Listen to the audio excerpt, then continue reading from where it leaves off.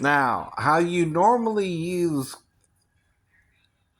copyright law for educational purposes is like if someone writes a book, right, say for instance this Hebrew book, right, and you see a problem, right, with say this here they say is an in, right, but it's the final noon, right, but this is the vav, right.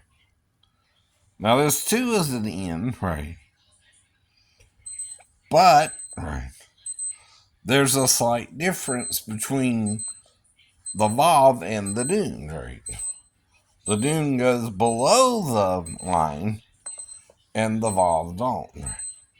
But if you just look at them casually, right, you might think, right, that the dune could be the vav or the vav the dune, right.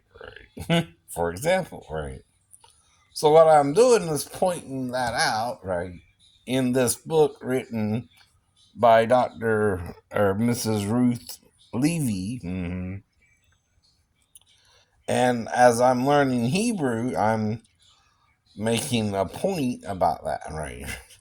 So that if you were to learn it yourself, right, and see the same two letters in the Hebrew, right, you would understand why. Right? The nun and the vav are similar to begin with, right? But one is longer than the other in the Hebrew.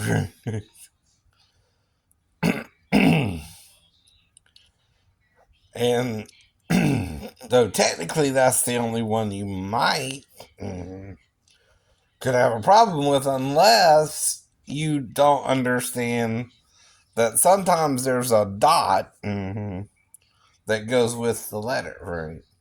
Now, sometimes the dot could be a U or a doubling of the letter, right?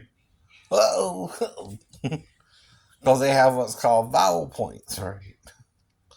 Well, the thing is, if it's a doubling of the D, for example, but something different happens with the bet or the B, it becomes a V